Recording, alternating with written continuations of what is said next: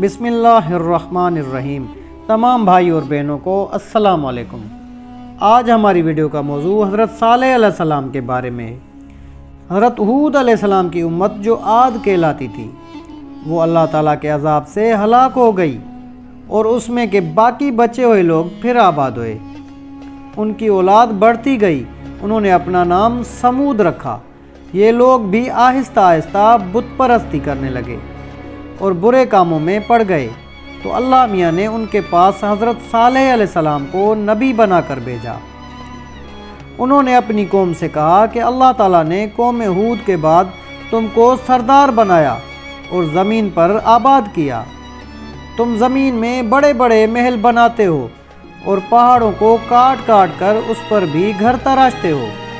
تم اللہ کی نعمتوں کا شکر ادا کرو اور زمین میں فساد مت پھیلاؤ۔ ان کی قوم کے امیر اور سردار لوگ جو غرور کرتے تھے، انہوں نے ان غریبوں سے پوچھا جو حضرت صالح علیہ السلام پر ایمان لے آئے تھے کہ بھلا تم کو یقین ہے کہ صالح کو اللہ نے نبی بنا کر بھیجا ہے؟ ان غریب ایمان والوں نے کہا کہ ہاں، ہم کو یقین ہے کہ حضرت صالح علیہ السلام کو اللہ تعالیٰ نے نبی بنا کر بھیجا ہے۔ اس پر مغرور امیر کہنے لگے کہ اچھا، تم ایمان لاؤ، ہم تو ایمان نہیں لاتے۔ ان امیر لوگوں کو یہ تعجب ہوا کہ اگر اللہ پاک کسی کو نبی بنا کر بھیجتے تو ہم امیروں میں سے کسی کو نبی بناتے۔ حضرت صالح علیہ السلام برابر اللہ تعالیٰ کا پیغام ان کو پہنچاتے رہے، مگر کوئی ان کی نہ سنتا، بلکہ الٹا مذاق اڑاتے۔ بلکہ آخر میں ان لوگوں نے فیصلہ کر لیا کہ حضرت صالح علیہ السلام سے کہا جائے کہ اگر سچے نبی ہیں تو اس پہاڑ میں سے اونٹنی پیدا کر دیں، ہم آپ پر ایمان لے آئیں گے اور جانیں گے کہ آپ سچے نبی ہیں۔ حضرت صالح علیہ السلام نے اللہ سے دعا کی کہ اے اللہ میاں، تم تو سب کچھ کر سکتے ہو۔ اللہ تعالیٰ نے حضرت صالح علیہ السلام کی دعا قبول کی اور ایک پہاڑی سے اونٹنی کو پیدا کر دیا۔ لیکن ان کی قوم یہ سچائی دیکھنے کے بعد پھر بھی ایمان نہ لائی۔ یہ اللہ کی اونٹنی ایسی تھی کہ جس چشمے پر جا کر پانی پیتی تھی، سب پانی ختم کر دیتی تھی۔ اب تو ان کی قوم کے لوگ اور بھی پریشان ہوئے۔ حضرت صالح علیہ السلام نے اپنی قوم سے کہا کہ دیکھو، اس اونٹنی کے لیے باری مقرر کر لو۔ ایک روز تمہارے جانور چشمے سے پانی پئیں اور ایک روز یہ اونٹنی پانی پیے۔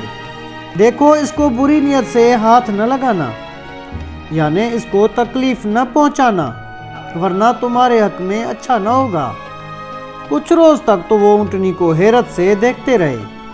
ان کی قوم کے چند لوگوں نے مشورہ کر کے اونٹنی کو مار ڈالا۔ حضرت صالح علیہ السلام کو اس کی خبر ہوئی تو آپ کو بہت رنج ہوا، اور انہوں نے اپنی قوم سے کہا کہ میں نے تم کو منع کیا تھا کہ اس اونٹنی کو تکلیف مت دینا، ورنہ تم پر جلد اللہ کا عذاب آئے گا، مگر تم نے نہ مانا۔ اب تم لوگ اپنے گھروں میں 3 روز اور مزے لے لو، اس کے بعد اللہ کا عذاب تم پر آئے گا جو تم سب کو ختم کر دے گا۔ چنانچہ ایسا ہی ہوا۔ اللہ تعالیٰ نے حضرت صالح علیہ السلام اور ان لوگوں کو بچا لیا جو ایمان لے آئے تھے، لیکن جو لوگ ایمان نہیں لائے تھے، ایک بڑی ہیبت ناک اور خوفناک آواز پیدا ہوئی، جس سے وہ اپنے گھروں میں اوندھے پڑے رہ گئے اور مر گئے۔ ایسا معلوم ہوتا تھا کہ کبھی یہ یہاں رہتے ہی نہ تھے۔